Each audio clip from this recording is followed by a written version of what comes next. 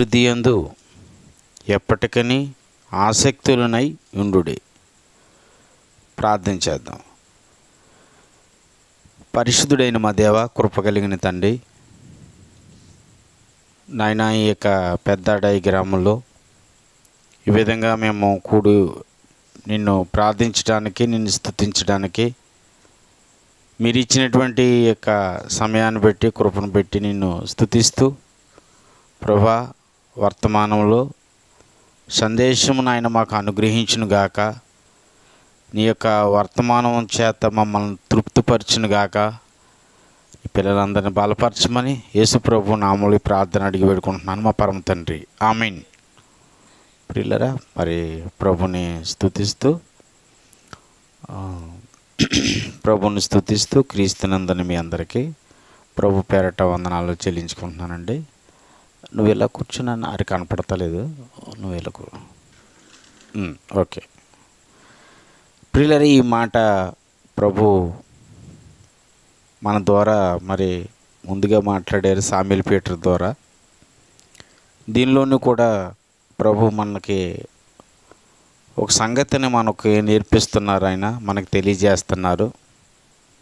అదేంటంటే, నా ప్రియ సహోదరులారా, మీ ప్రయాసము ప్రభునందు వ్యర్థము కాదని ఎరిగి స్థిరులను కదలని వారును ప్రభు కార్యాభివృద్ధి యందు ఎప్పటికీ ఆసక్తులనై ఉండుడి. ప్రభు కార్యాభివృద్ధి యందు, ప్రభు కార్యాలలో అభివృద్ధి, కార్యాలలో ఉండాలంటే, ప్రభు కార్యాలలో ఉండాలంటే ఆయన చెప్తున్నాడు, ప్రభునందు వ్యర్థం కాదని ఎరిగి. ప్రియులరా, ఇక్కడ ప్రభునందు వ్యర్థం కాదని ఎరిగి అంటే ప్రభునందు ఎరిగి ఉండి మనము ప్రయాసపడాలన్నమాట అండి. ప్రభుని ఎరిగి ఉండి మనం ప్రయాసపడాలి. అప్పుడు కదలని వారుగా ఉంటాం, స్థిరంగా ఉంటాం, ప్రభు కార్యాలలో ఆసక్తిగా ఉంటాం అన్నమాట. ఎప్పుడంటే ప్రభును బాగా ఎరిగి, ప్రభునందు ఎరిగి మనం కార్యాలు చేయాలన్నమాట అండి. మనం గుర్తుపెట్టుకోండి, ప్రభునందు ఎరిగి, ప్రభుని ఎరుగుతూ ప్రయాసపడాలన్నమాట అండి. ఒకసారి అపోస్తల కార్యాలను చూడండి, 2వ అధ్యాయం 41-42 వచనంలో అక్కడ మాట్లాడాడు ప్రభు రాయించారన్నమాట. ఇంతకుముందు చదువుకున్నదే, కానీ ఇప్పుడు కూడా మనకు వర్తమానం ఉంది, దానిలోనే చదవండి. అతని వాక్యం అంగీకరించిన వారు బాప్తిసం పొందిరి. ఆ దినమందు ఇంచుమించు 3,000 మంది చేర్చబడిరి. అపోస్తలు బోధయందును సహవాసము, రొట్టె విరుచుట, ప్రార్థన చేయటందును ఎడతెగక ఉండిరి. కూర్చోండి, పర్లేదు, నేను చెప్పేస్తాను, మా ఊరు కూర్చోండి, అలా ఇబ్బంది ఏమి లేదు. ప్రియులరా, ఇక్కడ ప్రభు కార్యాలను మనము చెయ్యాలంటే ముందు ప్రభుని ఎరగాలన్నమాట అండి. ప్రభుని ఎరిగిన దానిలో నుండి మనం చేయాలన్నమాట. గుర్తుపెట్టుకోండి, ఇక్కడ ఏమన్నాడు, అతని వాక్యము అంగీకరించిన దాన్ని బట్టి ప్రభు కార్యం చేయాలి. అంత మాత్రమే కాదు, సహవాసాన్ని బట్టి, రొట్టు విరుచుట కూడిక అంటే సత్యము.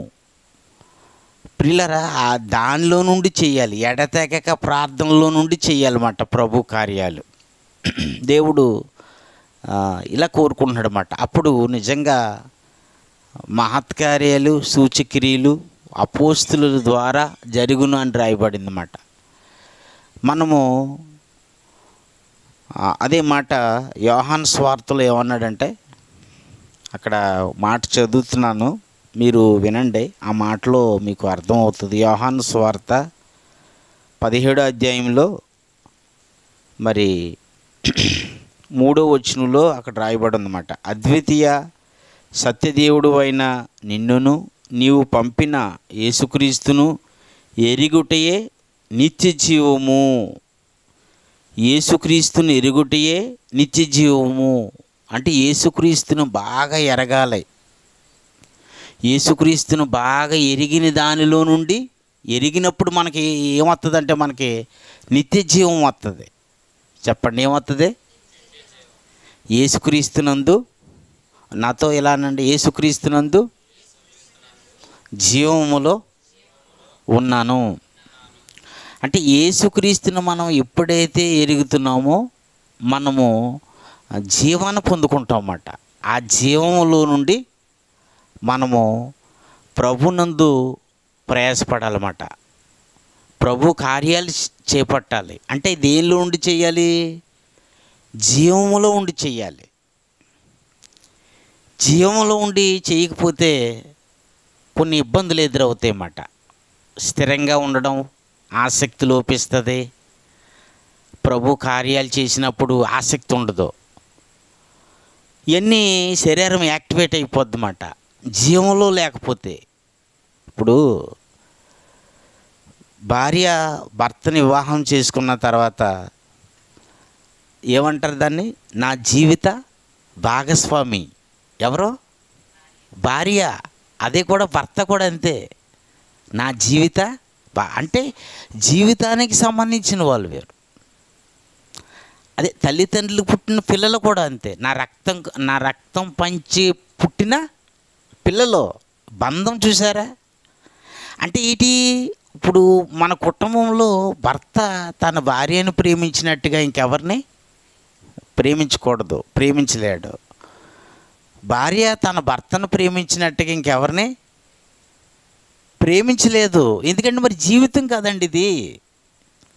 అదే అన్నాను నేను, జీవితంలోనికి మనం జీవంలో ఉండి చెయ్యాలి. సత్యస్వరూపైన యేసుక్రీస్తుని ఎరిగిట వలన నిత్య జీవం అన్నమాట. జీవంలో నుండి మనం చేసామనుకోండి, నిజంగా ఎలా చేస్తామంటే మనం చేసే ప్రయాస అది ప్రయాసగా ఉండదు. అది ఎలా ఉంటుంది? సంతోషంగా చేస్తామంట. కాబట్టి ప్రియులారా, ఇంకా చెప్తున్నాడు, మీకు అర్థమవుతుంది. మరి ముందుగా చెప్తున్నాను అనమాట. ఎఫెసీ పత్రికలోని ఇంకో మాట చదువుకుందాము. అక్కడ కూడా 2వ అధ్యాయము 7వ వచనం మనం ఇంతకుముందు చదువుకున్నదే, కానీ ఇప్పుడు అవసరము. అది ప్రభు మనకి జ్ఞాపకం చేస్తున్న మాటలలో ఇదొక సందర్భం అన్నమాట. క్రీస్తు యేసునందు మనల్ని ఆయనతో కూడా లేపి పరలోకమందు ఆయనతో కూడా కూర్చుండబెట్టును. ఇంకా తర్వాత ఏమన్నాడంటే 8వ వచనం, మీరు విశ్వాసము ద్వారా కృపచేతనే రక్షింపబడి ఉన్నారు. ఇది మీ వలన కలిగినది కాదు, దేవుని వరమే. అది క్రియల వలన కలిగినది కాదు గనుక ఎవడనూ అతిశయపడ వీలు లేదు. ఒకసారి మీరు చూద్దాం. తర్వాత 10వ వచనం చూడండి. వాటి యందు మనము నడుచుకున్న వలనని దేవుడు ముందుగా సిద్ధపరిచిన సత్క్రియలు చేయుటకై మనం క్రీస్తు యేసునందు సృష్టింపబడిన వారమై ఆయన చేసిన పని అయి ఉన్నాము. దేవుడు ముందుగా చెప్పండి సిద్ధపరిచిన సత్క్రియలు. దేవుడు ఏం సిద్ధపరిచాడంట? దేవుడు ముందుగా నిద్రపోతున్నారేంటి? చీకట్లోని కరెంటు పోయిందని శుభ్రంగానే కరెంటు బాగా పోయిందని వేస్తున్నారేంటి? దేవుడు ముందుగా సిద్ధపరిచిన సత్క్రియలు. ఇప్పుడు సత్క్రియలు చేయాలంటే మన అనుభవం ఏంటి? ముందు ఏంటి చెప్పండి? ఇందాక నేను చెప్పాను కదా, యేసుక్రీస్తుని ఎరుగుటయే నిత్య జీవము. ఇక్కడేమన్నాడు? ఇప్పుడు సత్క్రియలు చేయాలంటే ముందు ఏం చేయాలి? ఆయనతో పాటు పరలోకమందు కూర్చుండబెట్టుకున్నాడు మాట మనల్ని. ఆయనతో పాటు కూర్చుండబెట్టుకున్నాడంటే అది ఎప్పుడు కూర్చుండబెట్టుకున్నాడు? యేసు ప్రభువు వారిని విశ్వసించిన తర్వాత మనం ఆయనతో చనిపోయాము, ఆయనతో పాతిపెట్టబడ్డాము, ఆయనతో లేపబడి ఆయనతో మన పరలోకమందు కూర్చుండబెట్టబడ్డాం. ఇప్పుడు మనం సత్క్రియలు ఎప్పుడు చేయాలంటే నేను పరలోకములో కూర్చుండి ఉన్నాను అన్న అనుభవంలో ఉండి చేయాలి. ఇంకోటి ఏంటి, నేను విశ్వాసం ద్వారా కృపచేత నేను రక్షింపబడి ఉన్నాను అన్న అనుభవంలో ఉండి చేయాలి. అప్పుడు అది చాలా బాగుంటుంది అన్నమాట. ఇలా చేయడం వలన మనకి ఏమి యాక్టివేట్ అవ్వదంటే స్వనీతి యాక్టివేట్ అవ్వదు. అదే స్వనీతి అంటే ఏంటి, అతిశయము. ఇది ఏమన్నాడండి, చదివారు కదా మీరు, ఏమన్నాడు, ఇది మీ క్రియల వలన కలిగినది కాదు, ఎవడనో అతిశయపడకుండానట్లు. ఏనండి, వింటున్నారా? ఇది మీ క్రియల వలన కలిగినది కాదు, ఎవడనో అతిశయపడటం అంటే దేవునికి ఇష్టం ఉండదన్నమాట.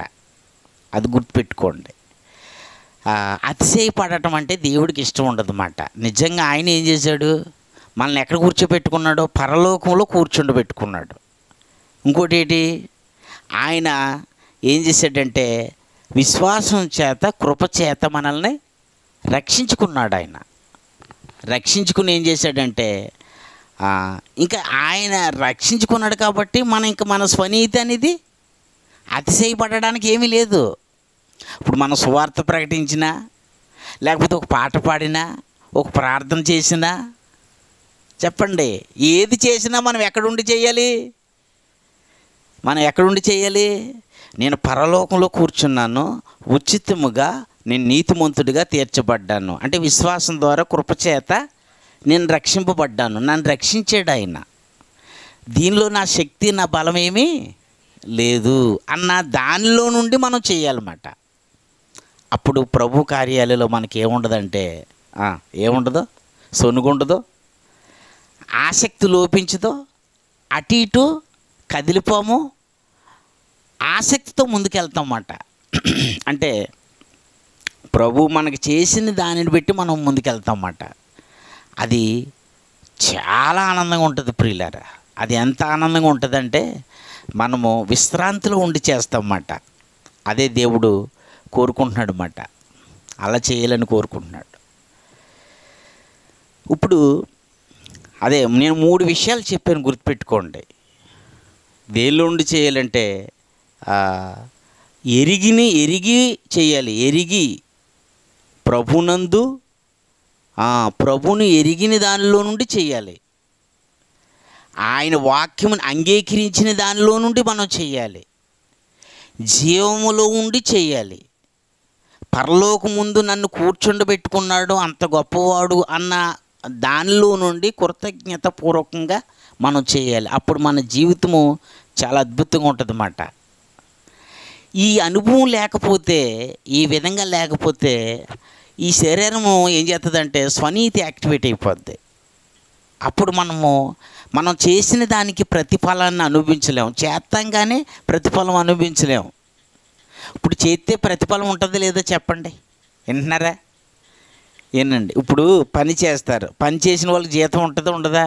పనివాడి జీతానికి పాత్రుడని చెప్పాడు కదా. ఇప్పుడు జీతం ఇవ్వకపోతే ఆ వ్యక్తి ఎంత బాధపడతాడు? ఇప్పుడు ఇంతకుముందు నేను చెప్పాను, దావీదు యుద్ధానికి వెళ్ళేటప్పుడు యుద్ధం ఆయుధాలు కాపలా కాసేవారికి కూడా దావీదు ఏమిచ్చాడు? జీతం ఇచ్చాడు. అంటే ఇప్పుడు మనం అందరం కూడా, ఇక్కడ మీరు వచ్చి కూర్చున్నారు, పాట పాడారు, ప్రార్థన చేశారు, మీకు కూడా జీతం ఉంటుంది. ఇప్పుడు మీకు జీతం లేకపోతే వచ్చారు, పాట పాడారు, కూర్చున్నారు, మీకు జీతం లేదన్న నిరాశతో ఉన్నారనుకో, మీకు బాధగా ఉంటుందా ఉండదా? ఉంటుంది. కాబట్టి ప్రియులారా ఆలోచించండి, పని చేసేవాడికి జీతం లేకపోయిందనుకో సనుగు యాక్టివేట్ అవుతుంది. కానీ ప్రభు పని చేసేవారికి ఏముందంటే జీతం ఉంది. ఆ చేసే పని గ్రహింపు లేకుండా చేస్తే కనుక, కృతజ్ఞతాపూర్వకంగా లేకపోతే కనుక, స్వనీతితో చేస్తే కనుక పని చేస్తాం, కానీ పని చేసామన్న బాధ మనకు ఉంటుంది, కానీ జీతం అనేది ఉండదు. పని చేశాను అంటారు చాలామంది. అనుకుంటే ఇన్ని సంవత్సరాల నుంచి చర్చికి వెళ్తున్నానండి, నాకు నెమ్మది లేదు, విశ్రాంతి లేదు, అన్ని కష్టాలే, అన్ని బాధలే, అన్ని రోగాలే అంటారు. అంటే ఎలాగని ఎందుకు అంటున్నారు? మేము వెళ్తున్నాము, గుడికి వెళ్తున్నాం, చర్చికి వెళ్తున్నాం, వాక్యం వింటున్నాం, కానీ మాకేమీ లేదు, నెమ్మది లేదు, బాధ లేదు. ఎందుకు అంటున్నారు అక్కడ? వాళ్ళ గ్రహింపు లేకుండా పాట పాడుతున్నారు, గ్రహింపు లేకుండా వెళ్తున్నారు. రెండోది ఏంటంటే తెలిసిన, వాళ్ళ వల్ల దేవుడి నామం కూడా దూషించబడుతుంది. కాబట్టి నేను ముందు చదివినటువంటి వచనాలన్నీ జ్ఞాపకం చేసుకోండి. గ్రహించిన దానిలో నుండి మనము ప్రభు కార్యాలు చేయాలి. లేకపోతే గ్రహింపు వచ్చే వరకు కూడా ఉండాలి. అది మాట అలా చెప్తున్నాను అనమాట. గ్రహింపు లేకుండా చేస్తే మన ప్రయాస అర్థమవుతుంది అన్నమాట. అంటే మనకు ప్రతిఫలం రాదన్నమాట ప్రియులారా. చూడండి, అపోస్తుల కార్యములు 6వ అధ్యాయము. అంటే గ్రహింపుతో చేయాలని కోరుకుంటున్నాడు. 6వ అధ్యాయం మొదటి వచనం చదవండి.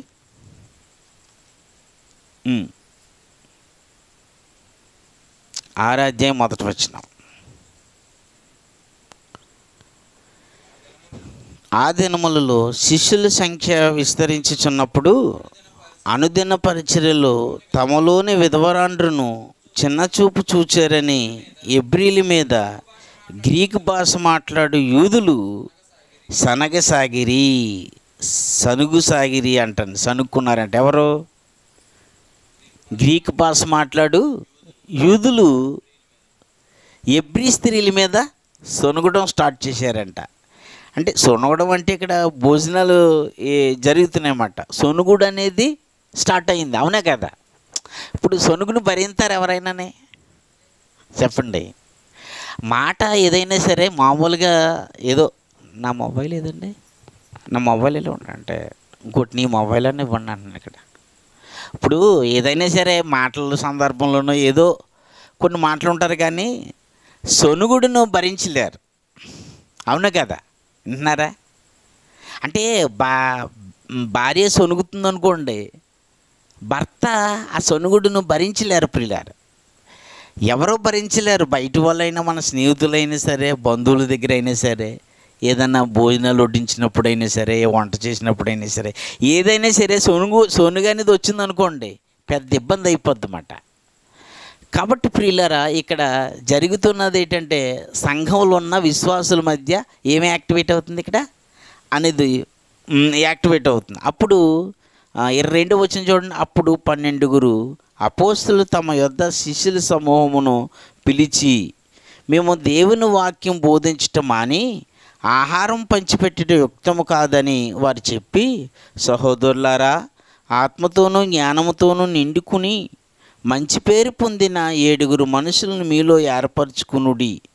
మేము వారిని ఈ పనికి నియమింతుమని 12 మంది చెప్పారన్నమాట. ఏముండాలంటే వాళ్ళకే ఇటు భోజనాలు వడ్డించే వాళ్ళకి ఏముండాలి? ఎలా ఉండాలి? వాళ్ళు భోజనాలు వడ్డించిన వాళ్ళకి ఎలాంటి లక్షణాలు ఉండాలి? ఆత్మతోనూ జ్ఞానంతోనూ నిండుకుని మంచి పేరు పొందిన 7 మనుషులు. అంటే భోజనాలు వడ్డించిన వాళ్ళు కూడా ఏముండాలి? ఆత్మతో నింపబడాలి, జ్ఞానం ఉండాలి, మంచి పేరు ఉండాలి. చూసారా? ఇప్పుడు వీటిని పెట్టే ప్రభు పరిచర్య చేయాలి. వీటిని పెట్టే ఆయన ప్రభు కార్యాలు జరగాలన్నమాట అండి. ఎందుకంటే ఆల్రెడీ ముందు వాళ్ళకి ఏమి లేదు, ఆత్మతో నింపబడలేదు. ఆత్మ ఉంది కానీ చెప్పండి ఏమి లేదు, ఆత్మతో నింపబడలేదు. ఆత్మ ఉంది, ఆ ఆత్మతో నింపబడలేదు. కాబట్టి ఏం చేస్తున్నారు?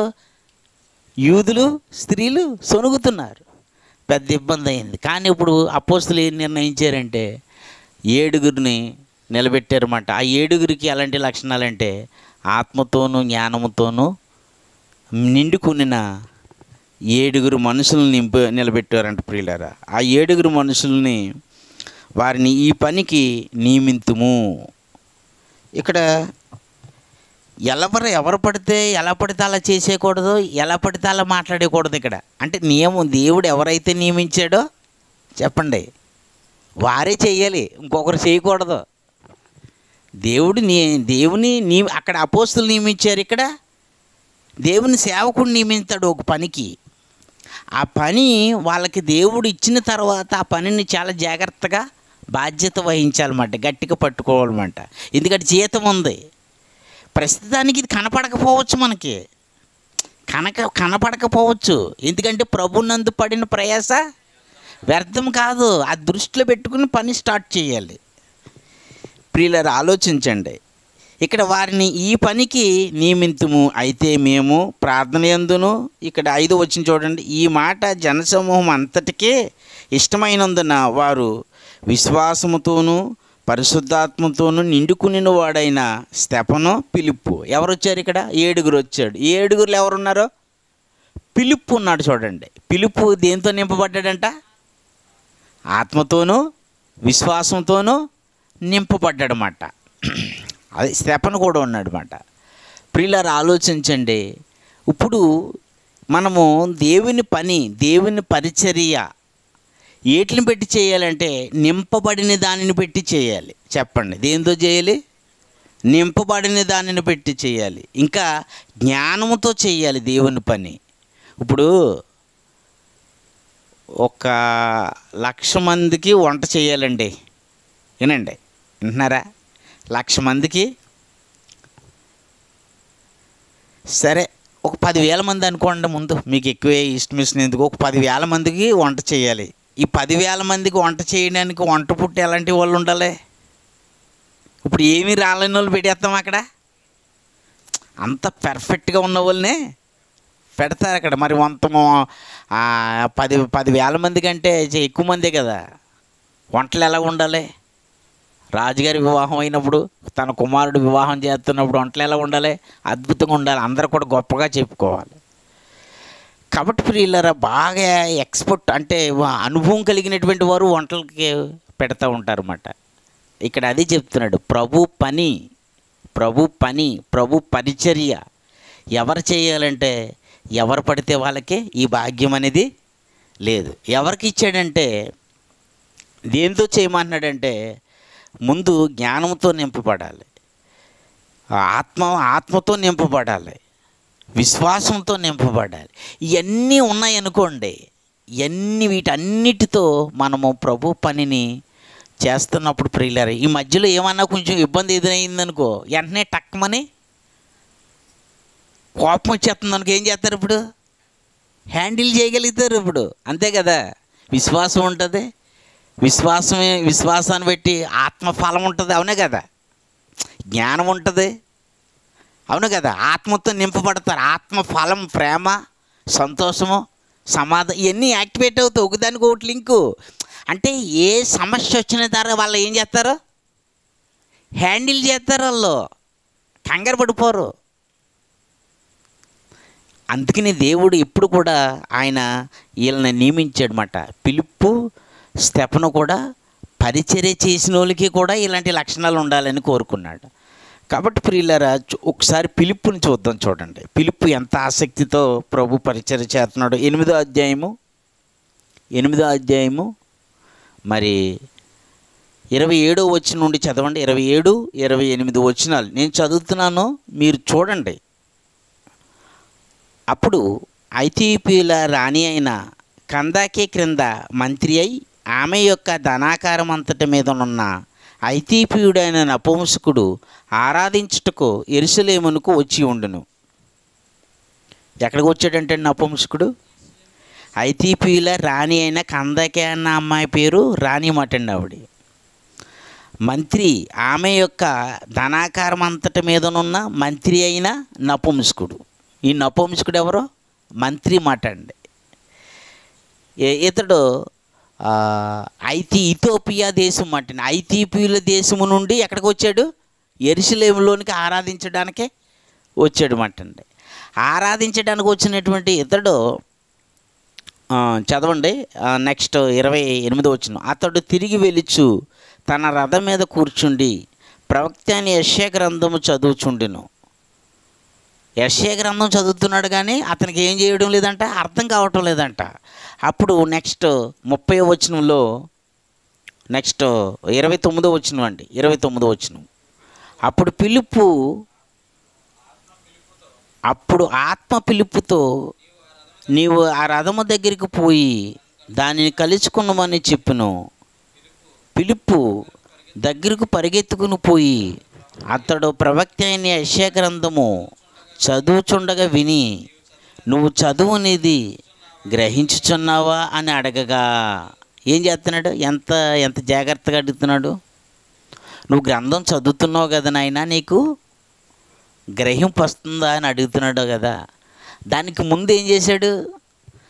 ఆత్మ చెప్పింది చూడండి. ఆత్మ పిలుపుతో నీవు ఆ రథము దగ్గరికి పోయి దాన్ని కలుసుకున్నామని చెప్పును. పిలుపు దగ్గరకు పరిగెత్తుకుని పోయి, ఇక్కడ 2 అనుభవాలు కనపడుతున్నాయి పిలుపుతో. నపుంసకుడు యెరూషలేములో ఉన్నాడు, యెషయా గ్రంథం చదువుతున్నాడు. ఆత్మ ఎవరితో మాట్లాడుతుంది? పిలుపుతో మాట్లాడుతుంది. అంటే ఆత్మతో నింపబడిన వారు ఎవరో? పిలుపు. ఆత్మతో నింపబడ్డాడు కాబట్టి ఆత్మ యొక్క స్వరాన్ని వినగలుగుతున్నాడు. మాట్లాడుతుందన్నమాట ఆత్మ. ఇదిగో యెరూషలేములో నపుంసకుడు ఉన్నాడు అని మాట్లాడుతున్నప్పుడు, నపుంసకుడి దగ్గరికి వెళ్ళని ఆత్మ చెప్తున్నప్పుడు, పిలుపు కూడా ఏం చేస్తున్నాడు? పరిగెత్తుకుని వెళ్తున్నాడు. అంటే స్లోగా వెళ్ళొచ్చు కదా. ఇందాక మనం అది చదువుకున్నాం కదా, ప్రభునందు పడిన ప్రయాస వ్యర్థము కాదని ఎరిగి. స్థిరంగా ఉంటారు, కదలని వారు ఉంటారు. ప్రభు కార్యాభివృద్ధి యందు ఎప్పటికీ ఆసక్తులనై ఉంటాడని చెప్పాడన్నమాట. ఇతనికి ఎంత ఆసక్తి ఉంది చూడండి. ఇప్పుడు ఎంత ఆసక్తి ఉంటే పరిగెడతాడో చెప్పండి. దేవుడు ఇతన్ని ఎంత ప్రేమిస్తే ఆత్మదేవుడు ఇతనితో మాట్లాడతాడు. పరిచర్య చేసిన వాళ్ళకి ఇలాంటి అనుభవం ఉండాలంటున్నాను నేను. మీకు అర్థమవుతుందా? పాట పాడే వాళ్ళకి ఉండాలి, వాక్యం చదివే వాళ్ళకి ఉండాలి, భోజనం వడ్డించే వాళ్ళకి ఉండాలి. చూసారా ఎంత అలాగ ఉందో అక్కడ. పిలుపు గురించి చదువుకున్నాం. ప్రియులారా, ఆలోచించండి. అబ్రహాము కూడా అలాగే ఉన్నాడు. పరిగెత్తి అనేది మనం చూసాం. పిలుపు పరిగెత్తుకుని వెళ్ళి, నువ్వు చదువున్నది నీ గ్రహించుచున్నావా అని అడుగుతున్నాడు. ఎప్పుడు కూడా మనం ఈ విధమైనటువంటి అనుభవంలో ఉన్నాం అనుకోండి, ప్రభు పని మనం ఎలా చేస్తామంటే అనుభవపూర్వకంగా చేస్తాం. ఎదుటి వాళ్ళకి ఏం చేస్తామంటే అర్థమయ్యేటట్టుగా చెప్తాం. ఇంటే ఈయన పోతే పో అనేటట్టుగా ఉండదు, అర్థమయ్యేటట్టుగా చెప్తాం. ప్రియుల, నువ్వు చదువుతున్నది మీకు గ్రహించుచున్నావా? ఎందుకంటే గ్రహింపు వస్తేనే కానీ ఆ వ్యక్తికి ఆదరణ కలగదు కదా. రాత్రి విన్నాం కదా వర్తమానము, రాత్రి కదా విన్నాం. మర్మమై ఉన్న క్రీస్తును స్పష్టముగా తెలుసుకుని ఎడల హృదయానికి ఆదరణ. దానిపైన తర్వాత ముందే సంపూర్ణ గ్రహింపు యొక్క సకల ఐశ్వర్యము. అంటే గ్రహింపే సకల ఐశ్వర్యము. నీకు గ్రహింపు వచ్చిందనుకోండి, గ్రహింపులోనికి వచ్చామనుకోండి, మనం సకల ఐశ్వర్యవంతులము. ఆ గ్రహింపు లేకే కదా ఇప్పుడు జుట్లు పీకేసుకుంటున్నారు చెప్పండి. ఆ గ్రహింపు లేకే మర్మమైన క్రీస్తు స్పష్టంగా అర్థం కావటం లేదు, ఆదరణ పొందుకోవటం లేదు. ఇదంతా ఎలాగొస్తుందంటే వివరించిన దానిని బట్టి వస్తుంది. చెప్పండి, మనం చెప్పిన దాన్ని బట్టి వస్తుంది. ప్రియులారా, పిలుపు ఏం చేస్తున్నాడంటే నువ్వు చదువునిది నువ్వు గ్రహించుచున్నావా అని అడుగుతున్నాడు.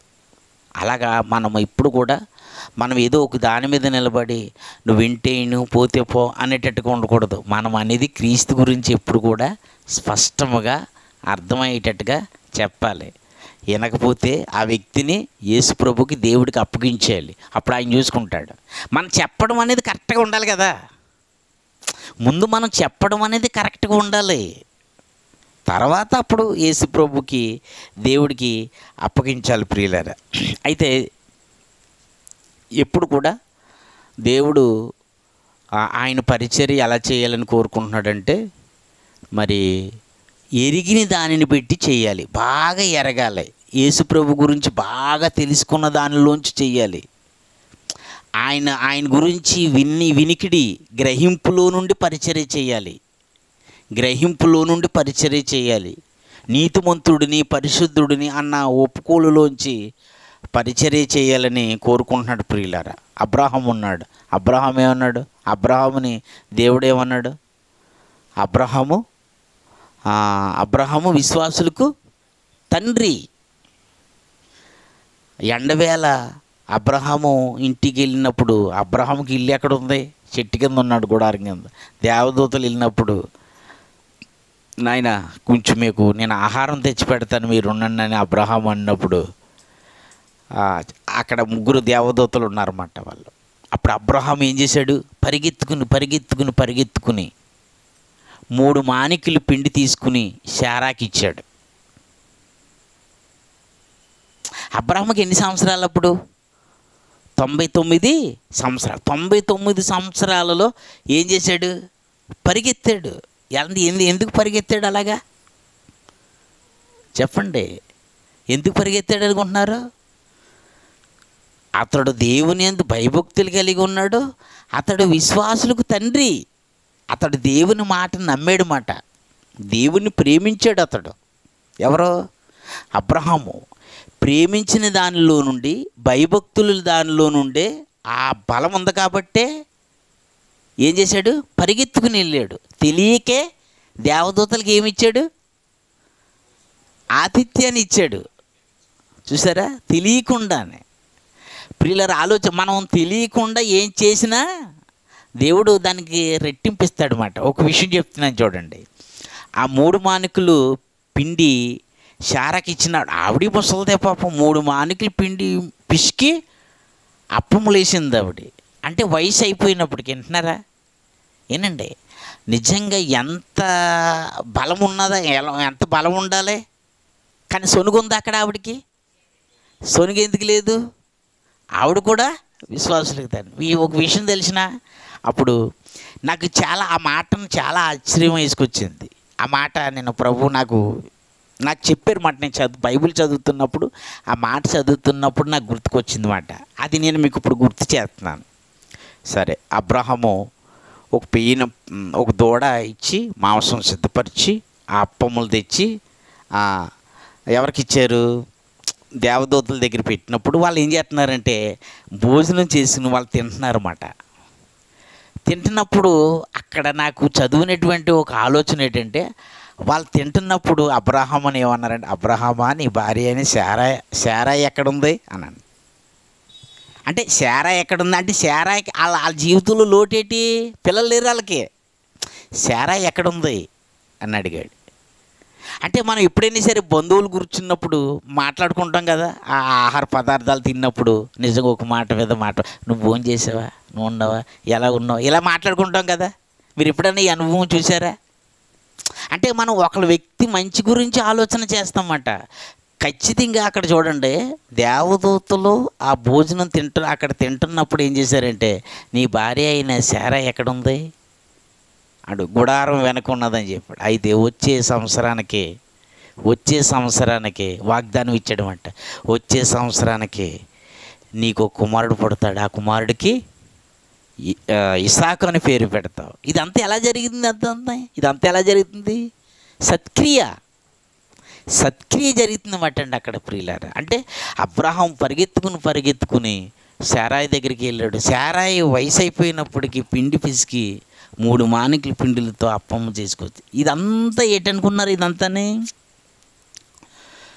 వాళ్ళు ప్రేమతో ప్రయాసను పెట్టి ప్రియులారా అక్కడ నిజంగా ఆ వాగ్దాన ఫలాన్ని పొందారు మాట అండి. ఆలోచించండి. ఇప్పుడు ఒక మాట చూడండి. తర్వాత అంటే ప్రభు కార్యాన్ని మనం ఎలా చేయాలంటే ఖచ్చితంగా దేవుడు అది ఎలా చేయాలని కోరుకుంటున్నాడంటే గ్రహింపులో నుండే మనకి ప్రభు చేయాలని కోరుకుంటున్నాడు.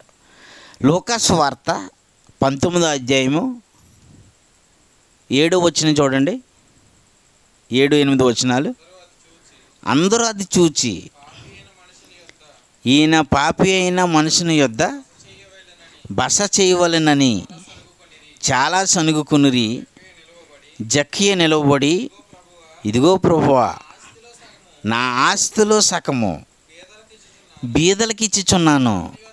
నేను ఎవని యొద్దనైనను అన్యాయముగా దేనినైనను తీసుకుని ఎడల అతనికి 4 వంతులు మరలా చెల్లింతునని ఎవరితో చెప్పాడు? ప్రభుతో చెప్పాడు. నెక్స్ట్ చదవండి. ప్రభుతో చెప్పును. అందుకు యేసు, ఇతడును అబ్రహాము కుమారుడే. అబ్రహాం కుమారుడు అయిపోయాడు. చూసారా? ఎవరు ఇతడు? అబ్రహాం కుమారుడా? నిజంగా చెప్పాలంటే ఎరికో పట్టణానికి చెందిన ఒక అన్యుడు. అబ్రహాం కుమారులు ఎవరు? యూదులు. అర్థమవుతుందండి?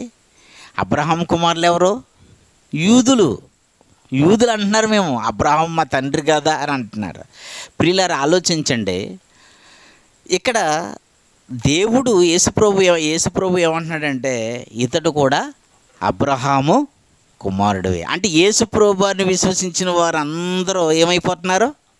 అబ్రహాము కుమారులు అయిపోతున్నారు. అంటే ఇతనికి అబ్రహాము లక్షణాలు ఉన్నాయి. ఎవరికి? జక్కీకి. అబ్రహాము లక్షణం ఎలాంటిదంటే, ఈ జక్కీ ఏం అబ్రహాం పరిగెత్తుకుని వెళ్ళి 3 మానికలు పిండి ఇచ్చాడని మనం చదువుకున్నామా? ఈ జక్కీ కూడా అలాగే ఉంది. ఎరికో పట్టణంలో ఏం చేశాడంటే, యేసు ఎవరు అని యేసు ప్రభువుని చూడాలనుకున్నాడు. పొట్టువాడైనందున చూడలేకపోతున్నాడు. కానీ పరిగెత్తుకుని వచ్చి ఏం చేశాడు? మేడి చెట్టెక్కి యేసు ప్రభు వారిని చూస్తున్నాడు. అంటే పరిగెత్తాడు ఇతడు కూడా. అంత మాత్రమే కాదు, ఇతను ఏం చేస్తున్నాడంటే సంతోషంగా యేసు ప్రభు వారిని చేర్చుకున్నాడు అన్నమాట అండి. ఎరిగిన దాంట్లో ముందు ఏం చేశాడు? పరిగెత్తాడు, యేసు ప్రభు వారిని హృదయంలో చేర్చుకున్నాడు. అప్పుడు ఇది ఏమెత్తున్నాడు? ప్రభువా, నా ఆస్తిలో ఎవరి దగ్గర అయితే నేను అన్యాయంగా తీసుకున్నాను వాడికి 4 వంతులు ఇచ్చేస్తానన్నాడు. ఇంకా నా ఆస్తిలో సగం అంటే తక్కువ పెట్టి, ఆస్తులు అంటే ఎక్కువ తక్కువ చెప్పండి ఏమండి? 10 ఎకరాలు ఉందనుకోండి, 5 ఎకరాలు బీదలకి ఇచ్చేది ఎవరైనా ఇవ్వగలుగుతారా? అంత ఇవ్వగలుగుతున్నాడు. ఎందుకు అనుకున్నారు? నేను అనేది అదే అంటున్నాను. మనం ఇంతకు ముందు విన్నాం కదా, అంటే ఉపదేశం పొందుకున్న దానిని పెట్టే ఇతడు ఎప్పుడు ఇస్తున్నాడు? 4 వంతులు ఎప్పుడు ఇచ్చాడు? తన ఆస్తిలో సగం ఆస్తి ఎప్పుడు ఇచ్చాడు? ప్రభుని చేర్చుకున్న తర్వాత గ్రహింపులో నుండి, జీవములో నుండి ఇస్తున్నాడు ప్రియులారా. అంటే గ్రహింపు వచ్చిందనుకోండి, శాస్త్రులు పరిచయాలు ఏం చేస్తున్నారు? సొనుగుకుంటున్నారు. వాళ్ళు పాపి ఇంట బస చేస్తున్నాడు, పాపులతో సాంగత్యం చేస్తున్నాడని యేసు ప్రభు గురించి వాళ్ళు సొనుగుకుంటున్నారు. కానీ వాళ్ళ సొనుక్కున్నప్పుడు నిజంగా జక్కీ బాధపడుతున్నాడు. అలాంటి మహానుభావుడి మీద సొనుక్కుంటున్నారని ఆయన నా నిమిత్తమే కదా, అయితే నేను తప్పు చేశాను ఆయన, అందుకు చేతన 4 వంతులు ఇచ్చేస్తాను, నా ఆస్తిలో సగం ఆస్తి బీదలకి ఇచ్చేస్తానని జక్కీ ఎలా మాట్లాడుతున్నాడో చూడండి. అంటే ఈ మాట అనేది ఎలా మాట్లాడుతున్నాడు? ఇది గ్రహింపులో ఉండి మాట్లాడుతున్నాడా, గ్రహింపు లేకుండా మాట్లాడుతున్నాడా? చెప్పండి. గ్రహింపులు ఉండి మాట్లాడుతున్నాడా, గ్రహింపు లేకుండా మాట్లాడుతున్నాడా? ఇప్పుడు గ్రహింపు లేకుండా మాటలైతే అలా మాట్లాడతాడా చెప్పండి? తన ఆస్తిలో సగం ఆస్తి ఇచ్చేస్తాడా? ప్రియులారా, ఆలోచించండి. మనం ఇందాక చదువుకున్నాం, ఎబ్రీ స్త్రీల మీద యూదులు ఏం చేశారు? వాళ్ళు సొనుగుకున్నారు. అంటే భోజనం పెట్టడానికే సొనుగుకున్నప్పుడు ఆస్తిలో సగం ఆస్తి ఇచ్చేస్తారా? చూసారా ఎంత స్పష్టంగా ఉందో. అంటే నేను అదే ప్రభు కోరుకుంటున్నాడు, ప్రభు నందు పడిన మీ ప్రయాస వ్యర్థం కాదు. అదే ఇప్పుడు ధనవంతుడు ఆ మాట కూడా చూడండి. మార్కు సువార్త, అది కూడా మీకు అర్థమవుతుంది. మార్కు సువార్త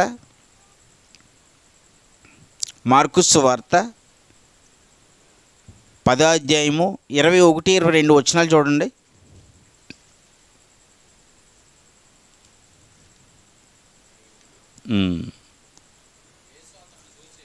యేసు అతను చూచి అతను ప్రేమించి, నీకొకటి కొదువుగా ఉన్నది, నీవు వెళ్ళి నీకు కలిగినవన్నీ అమ్మి బీదలకిమ్ము, పరలోకమందు నీకు ధనము కలిగును, నీవు వచ్చి నన్ను వెంబడించమని చెప్పెను. అతడు మిగిలిన ఆస్తి గలవాడు. ఎవరండి ఇతడు? ఇతడు ధనవంతుడు మాట. ఆ ధనవంతుడు ఏంటి? మిగిలిన ఆస్తి గలవాడు. మిగిలిన ఆస్తి గలవాడు. కానీ ఇతనికి నిత్య జీవానికి వెళ్తానో లేదో, అంటే నిత్య జీవానికి వెళ్తానో లేదో డౌట్లో ఉన్నాడు. ప్రభువా, నిత్య జీవానికి వారసుడిని అవ్వాలంటే నేనేమి చేయాలని అంటున్నాడు. అంటే ఏదో చేయాలన్న ఆలోచనలో ఉన్నాడు ఇతడు. సాష్టాంగ నమస్కారం చేశాడు. అప్పుడు యేసు ప్రభు, ఇందాక మనం చదువుకున్నాం కదా, యోహాను సువార్త 17వ అధ్యాయం 3వ వచనంలో, సత్యదేవుడు అయిన యేసు ప్రభుని, యేసుక్రీస్తుని ఎరుగుటయే నిత్య జీవము. అంతే కదా, యేసు ప్రభువుని యేసుక్రీస్తుని ఎరుగుటయే నిత్య జీవము. ఇతడు యేసుక్రీస్తుని ఎరగలేదు, అందుకని నిత్య జీవం లేదు ఇతనికి, జీవం లేదు ఇతనికి. ఇప్పుడు ఏమన్నాడంటే ఇతడు ఏమన్నాడంటే నిత్య జీవానికి వారసుడిని అవ్వాలంటే నేను ఏం చేయాలని అడుగుతున్నాడు. అయితే ఆజ్ఞలన్నీ పాటించన్నాడు. అయితే ప్రభువుని బాల్యము నుండి నేను పాటిస్తున్నాను అన్నాడు. అయితే అప్పుడు యేసు ప్రభు అన్నాడు, నీకు ఒకటి కొద్దుగా ఉంది, నీ ధనాన్ని అంతా కూడా అమ్మి బీదలకి పంచిపెట్టి నన్ను వెంబడించు అని అన్నాడు. ఇప్పుడు ఇతడు మిగిలి ఆస్తి గలవాడు గనుక ఏం చేస్తున్నాడు, చదవండి అన్నమాట. మిగిలి ఆస్తి గలవాడు గనుక అతడు దుఃఖపడి ముఖము చిన్నబుచ్చుకుని దుఃఖపడుచు వెళ్ళిపోయిన. ఎక్కడికి వెళ్ళిపోయాడు, యేసు ప్రభు యొద్ద నుండి బయటికి వెళ్ళిపోయాడు అన్నమాట. అంటే ఏంటి, మిగిలి ధనవంతుడు కాబట్టి యేసు ప్రభు ఏమన్నాడు, నీ ధనాన్ని అంతా కూడా అమ్మి బీదలకు పంచిపెట్టి నన్ను వెంబడించు అన్నాడు. ఆ మాటకు దుఃఖపడి వ్యసనపడి యేసు ప్రభు దగ్గర నుంచి వెళ్ళిపోయాడు.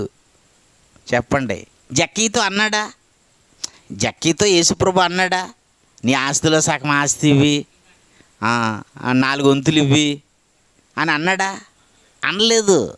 అనకుండానే ఏం చేశాడు, అనకుండానే ఇచ్చేసాడు. అది గ్రహింపుని పెట్టి, అది మంచి మనస్సాక్షిని పెట్టి, అది అతని వాక్యం అంగీకరించిన వారు అని రాయబడింది. మనం జీవంలో ఉన్నవారు, మంచి మనస్సాక్షి కలిగిన వారు, ఉపదేశం పొందిన వారు, సంతోషం కలిగిన వారు ఏం చేస్తారంటే ఈ విధంగా ఉంటారన్నమాట. ప్రియులారా, ఈ ధర్మశాస్త్ర ఉపదేశకుడికి ఏమి లేదు, గ్రహింపు లేదు. గ్రహింపు లేకపోవడం వలన యేసుప్రభుని ఏం చేశాడు, సొనుగుకుని బాధపడి వ్యసనపడి యేసుప్రభు దగ్గర నుంచి వెళ్ళిపోయారు. ప్రియులారా, అతడు నిజంగా ఎంత సమయాన్ని అంతా కూడా ఏమైపోయింది, అతనిది వృధా అయిపోయింది. బాల్య దశలోంచి యవన దశలోకి వచ్చే వరకు కూడా స్మృతితోనే ఉన్నాడు. అది ఇందాక చదువుకున్నాం కదా మనం, ఎఫెసీ పత్రిక 2:8. అంటే ఏమన్నాడు అక్కడ, ఇది మీ క్రియల వలన కలిగినది కాదు, ఇది మీ అతిశయము.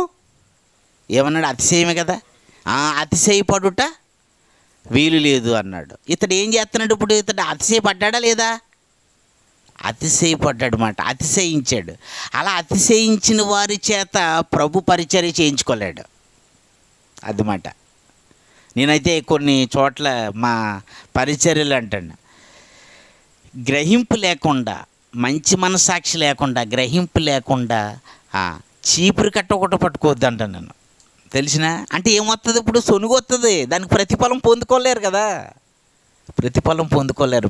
యేసు ప్రభు పరిచర్య ఆయన ఎవరితో చేయించుకుంటాడంటే నిజంగా ఆయన విశ్వాసులైన మనతోనే చేయించుకోవాలనుకుంటున్నాడు అన్నమాట. గ్రహింపు లేని వాళ్ళతో చేయించుకోవడం ఆయనకి ఇష్టం లేదు. ప్రియులారా, ఆయన పరిచర్య అందుకే రాజులు యాజకుల ద్వారా యాజకులుగా మనల్ని నియమించి ఎలుగులో ఉండి ఆయన పరిచర్య జరిగించుకుంటున్నాడు. ప్రియులారా, ఆలోచించండి. దేవునికి స్తోత్రము. ఇంకా చెప్పాలంటే ఇంకో మాట చెప్పి నేను ప్రార్థన చేస్తాను. మీకు తెలిసిన అపోస్తుల కార్యములు, ఇది నిజంగా ఎంత ఆశ్చర్యపోతామంటే ఆ మాట చూడండి. అపోస్తుల కార్యములు 34వ అధ్యాయము 34 అండి. అపోస్తుల కార్యములు 4వ అధ్యాయము 32 ఆ మాట చదవండి. 32 నుండి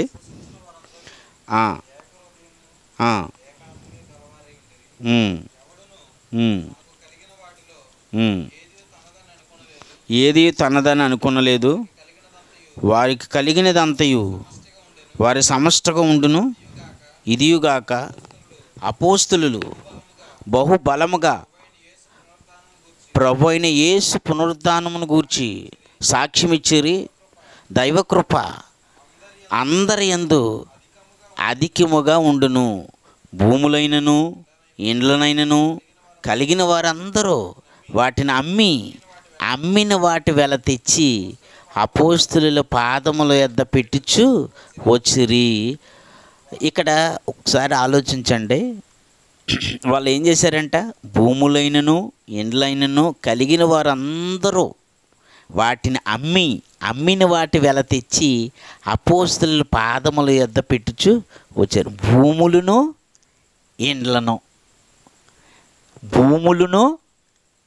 ఇండ్లను అంటే ఆ ఇల్లులు చాలా బలంగా ఉంటాయి. అవి కూడా ఆ భూములు కూడా ఖరీదే. ఇల్లులు అంటే ఏంటి, చరాస్తులు అంటాడు. అపోస్తల కార్యాలు 2వ అధ్యాయంలో ఉంటాయి. చరాస్తులు అంటే తాతలు ముత్తాతలు గడించినటువంటి ఆస్తులన్నీ కూడా అమ్మేసి ఎక్కడ పెట్టారు, అపోస్తల యొక్క పాదముల దగ్గర పెట్టారు.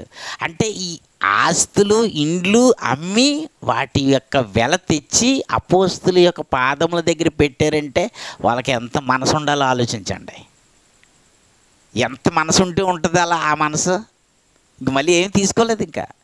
కాబట్టి ప్రియులారా, మనము ఏదో అమ్మి పెట్టాలనేది కాదు, కానీ వాళ్ళకున్న మనసును చూడాలి కదా.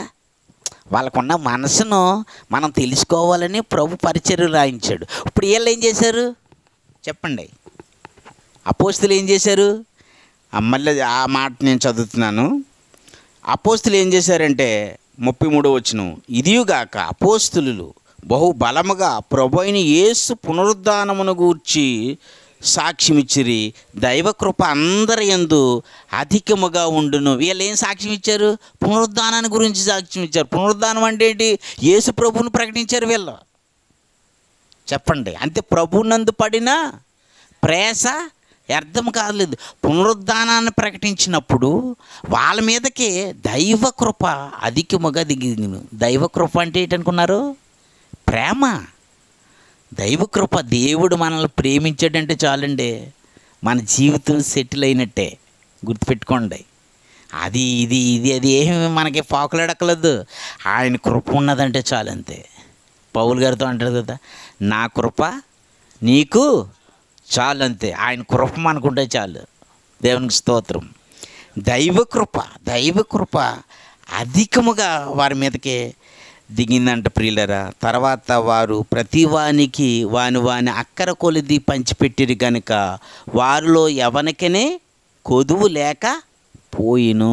కొదువు లేదు, వారి అక్కర కొలిది పంచిపెట్టారు అన్నమాట. ఎప్పుడైనా సరే మనకి కొదువు ఉండదు. మనకి ఇది లేదు అనేటట్టు సమయానికి ఆయన ఇస్తాడు, అంతే.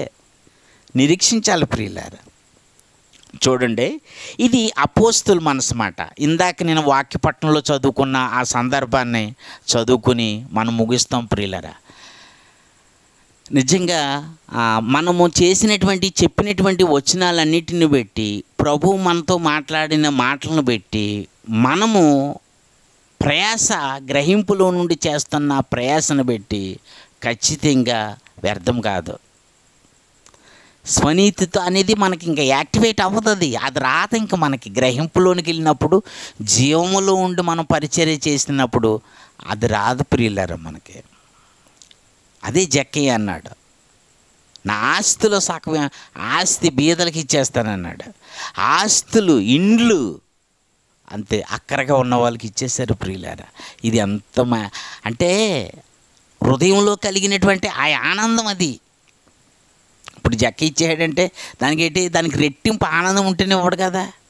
ఇప్పుడు నేను ఎవరికన్నా సరే అడిగారు అనుకోండి, 1,00,000 రూపాయలు నేను ఇచ్చేస్తున్నానంటే దానికి అర్థం ఏంటి? నాకు వెనకాల దానిలో 1,00,000 రూపాయలు నేను ఇస్తున్నాను అనుకోండి, ఎవరన్నా ఆడి సంతోషంగా లేదో మామూలుగా చిన్నగా ఇస్తున్నాను అనుకోండి, దాని వెనక నాకు ఒక 30 లక్షలు ఉంటేనే కానీ 1,00,000 రూపాయలు ఇవ్వను, అంతే కదా. అంటే జక్కయ్య సగం ఆస్తి ఇచ్చేస్తున్నాడంటే దానికి రెట్టింపు ఆనందాన్ని పొందుకున్నారు వాళ్ళు. యేసు ప్రభువు నందు అది కలుగుతుంది. అట్టి ఆనందాన్ని మీకు కలుగును గాక.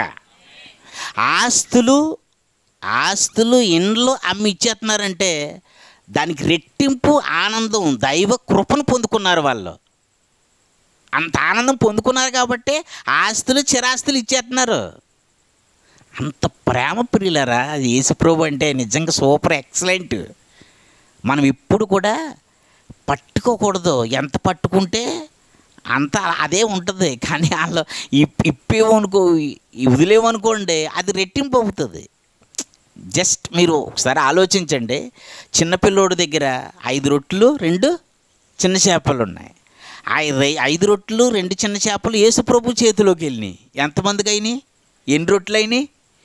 5,000 మందికి. 5,000 మంది తినగా, పీకిల దాకా తినగా ఇంకా 12 గంపలు ఎత్తారు. ఈ 5 రొట్టెలు ఈ 2 చేపలు ఆ బాలుడి దగ్గరే ఉన్నాయనుకో, ఇంకా అయ్యే ఉంటాయి, ఆడొకడే తింటాడు. కానీ యేసు ప్రభు చేతిలోకి వెళ్ళిన తర్వాత 5,000 మంది తిన్నారు. అందరూ తిన్నారు, 5,000 మంది తిన్నారు. కాబట్టి ప్రియులారా, మనది ఏదైనా సరే అది ఎలా ఉండాలంటే అదే కోరుకుంటున్నాడు అన్నమాట. ఆ మనసు కావాలని కోరుకుంటున్నాడు. ఏదైనా సరే మన ప్రభుకి ఇచ్చి మనము కృతజ్ఞతపూర్వకంగా మన ప్రభు ఎడల ఉండాలన్నమాట. అది కోరుకున్నాడు. గ్రహింపుల నుండి ప్రతి దాని విషయంలో జ్ఞానముతోనూ ఆత్మతోనూ వాటిలో ఉండి చేయాలి. చివరిగా ఆ మాట చెప్పి నేను ప్రార్థన చేస్తాను. ఇందాక చదివాను కదా, మాట చదవండి. ఎఫెసీ పత్రిక 6వ అధ్యాయము 5వ వచనం నుండి. ఎఫెసీ పత్రిక, ఇది మీరు ఎప్పుడు కూడా గుర్తుపెట్టుకోవాలన్నమాట ప్రియులారా. ఇది దాసులారా, యథార్థమైన హృదయం గలవారై భయముతోనూ వణుకుతోనూ క్రీస్తునకు వలె శరీర విషయమై మీ యజమానులైన వారికి విధేయులై ఉండుడి. ముందు విధేయత మాట. ఏమన్నాడు? భయముతోనూ వణుకుతోనూ. ఈ భయము వణుకు కూడా దీనిలోను కూడా యథార్థతతో ఉండాలి. మళ్ళీ దీనిలోను కూడా వేషధారణ ఉండకూడదు. మళ్ళీ భయము వణుకు అని అన్నాడు ప్రియులారా. ప్రతిఫలం ఉంది, అందుకే చెప్తున్నాను నేను ఈ మాట. అందుకని ప్రభు మీకు గుర్తు చేస్తున్నాడు. విధేయులై ఉండుడి, మనుషులను సంతోషపెట్టువారు చేయనట్లు, కంటికి కనబడుటకే కాక క్రీస్తు దాసులమని ఎరిగి దేవుని చిత్తమును మనవపూర్వకముగా జరిగించచ్చు. దేవుని చిత్తమును ఏం చేయాలి? మనవపూర్వకముగా జరిగించాలి. మనుషులకు చేసినట్టు కాదు. ఇక్కడ మీకు ఇప్పుడు ఎవరన్నా మీరు ఉన్నారనుకో, ఇప్పుడు ఇక్కడ మీకు ఏదన్నా ఎవరైనా ఇచ్చారనుకో, మనుషులకి ఎడతలేదు. వాళ్ళు మీలో ఎవరున్నారు? యేసు ప్రభు ఉన్నాడు. మీలో ఎవరున్నారు? పరిశుద్ధాత్ముడు ఉన్నాడు. మీకు క్రీస్తు మీకు శిరసై ఉన్నాడు. అంటే మీకు కాదు, ఎవరికి ఎడుతున్నట్టు? క్రీస్తుకి ఎడుతున్నట్టుగా భావించాలి. అప్పుడే ఆ వ్యక్తిని ప్రేమించగలుగుతావు. నువ్వు ఆ వ్యక్తిని ప్రేమించగలుగుతావు. ఆ వ్యక్తి పట్ల నువ్వు ఆనందించగలుగుతావు. నువ్వు ఇంక మనిషి కనపడకూడదు ఏమీ. అది ఎవరైనా సరే, మన దగ్గర వాళ్ళైనా సరే, మనం బయట ఉన్న వాళ్ళైనా సరే, మనకి క్రీస్తే నీకు అలాగే కనిపించాలి ప్రియులారా. మనుషులను చూడకూడదు. అదే అంటున్నాడు కదా ఇక్కడ. నేను మరలా ఈ మాట చదువుతున్నాను. మనుషులను సంతోషపెట్టువారు చేయనట్లు. ఈ బ్యాచ్ ఉంటారు చాలామందికి. మనుషులను సంతోషపెట్టినట్లు కాదు, మనుషులను సంతోషపెట్టలేము.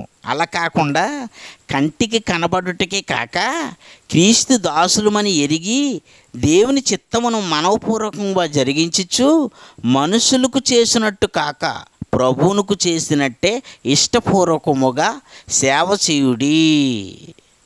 ఎంత బాగుందో చూసారు ప్రియులారా. ఎవరికి చేసినట్టు కాదంట?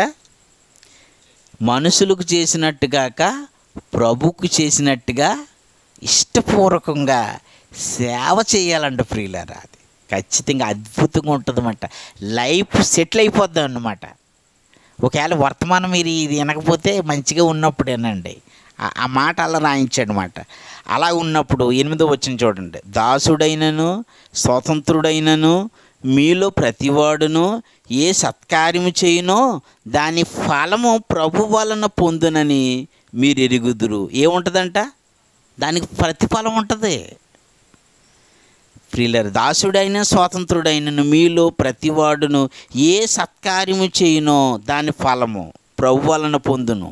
ఏ సత్కార్యము క్రియలు వేరు, సత్కార్యాలు వేరు. క్రియలు అనేవి లోకంలో ఉన్న వాళ్ళు చేస్తున్నారు, కానీ సత్కార్యాలు అనేవి యేసు ప్రభుని గ్రహించిన వారు చేయాలి. జీవములు ఉన్నవారు చేయాలి, ఆత్మలు ఉన్నవాళ్ళు చేయాలి. ఆత్మతోనూ జ్ఞానముతోనూ మంచి మనసుతోనూ చేయవలసినవి ఏంటి? సత్క్రియలు. మళ్ళీ లోకంలో ఉన్నవాళ్ళు చేస్తే ప్రభు ఇష్టపడ్డావు. ఎందుకంటే లోకంలో ఉన్న వాళ్ళు చేస్తే అలాగే సనుగు ఇవన్నీ యాక్టివేట్ అయిపోద్ది పాపం కాబట్టి. మన నీతిమంతులుగా చేశాడు కాబట్టి. ఇప్పుడు ఏం చేస్తాడు? ఏ సత్కార్యము చేయునో దాని ఫలము ప్రభు వలన పొందునని మీరు ఎరుగుదురు. మనకేమున్నదంట? ఫలం ఉంది. సత్క్రియలు చేస్తే ప్రభునందు పడిన ప్రయాసలు ఏముంది? ప్రతిఫలం ఉంది. చెప్పండి. సత్క్రియలు ఫలం అనేది ఉంది ప్రియులారా. పేతురుని దగ్గర ఒక మాట అంటాడు, ప్రార్థన చేస్తాను ఏనండి జాగ్రత్తగా, ఈ మాట ఏనండి. పుట్టినది మొదలుకుని కుంటువాడు వచ్చి ఒక మందిరం దగ్గర, దేవాలయం దగ్గర అడుక్కుంటాడు కదా, ఆ సందర్భం తెలుసు కదా మీకు. అడుక్కున్నప్పుడు పేతురు యోహానులు వెళ్తున్నప్పుడు భిక్ష ఎత్తుతాడు మాట, అడుక్కుంటాడు. పేతురు ఏమంటాడంటే మా తట్టు చూడమంటాడు. అలా తట్టు చూస్తానన్నాడు. అప్పుడు పేతురు ఏమంటాడంటే ఈ వెండి బంగారములు మా యొద్ద లేవు కానీ మేము కలిగినదే నీకు ఇచ్చిచున్నాము. ఆ కుడి జబ్బట్టుకుని నజరేయుడు అయిన యేసుక్రీస్తు నామున నడుము అని అనగానే దిగ్గిని లేచి చీల మండలములన్నీ కూడా, అంటే నరాలన్నీ కూడా బలం పొంది దిగ్గిని లేచి నడిచుచు పరిగెత్తుతూ ఉన్నాడు ప్రియులారా. అంటే పేతురు యోహానుల ద్వారా ఈ వ్యక్తి ఏం పొందుకున్నాడు? శక్తి పొందుకున్నాడు, అంటే జీవం పొందుకున్నాడు. ఇంతకీ వాళ్ళ దగ్గర ఏమీ లేదు. వాళ్ళే చెప్పేస్తున్నారు కదా, ఎండి బంగారం మా యొద్ద లేవు కానీ మేము కలిగి ఉన్నదే నీకు ఇచ్చిచున్నాము. అంటే వాళ్ళు ఏం కలిగి ఉన్నారు? క్రీస్తుని కలిగి ఉన్నారన్నమాట. మనం క్రీస్తుని కలిగి ఉన్నప్పుడు మనం ఎక్కడుంటే అక్కడే ఆ ప్రజలకు మంచి జరుగుతుంది. ఖచ్చితంగా మన కుటుంబంలోనైనా సరే, మన బంధువులోనైనా సరే, మన స్నేహితులలోనైనా సరే కలుగును గాక అంటే జరుగుతుంది ప్రియులారా. అబ్రహాముతో నువ్వు ఏ దేశంలో అడుగు పెడితే ఆ దేశాన్ని ఆశీర్వదిస్తానన్నాడు. నువ్వు ఏ కుటుంబంలో అడుగు పెడితే ఆ కుటుంబాన్ని ఆశీర్వదిస్తానన్నాడు. మనం ఎప్పుడు కూడా ప్రజలు ఏం చేయాలంటే ఆశీర్వదించాలి. ప్రజలు ఏం చేయాలి? ఆశీర్వదించాలి. శాపవచనాలు మాట్లాడకూడదు. మన నాలుకతో శాపవచనాలు మాట్లాడకూడదు. అసలు ఇంక ఏమీ మనకు కనిపించకూడదు. ఇంకేమీ అది గుర్తుపెట్టుకోండి.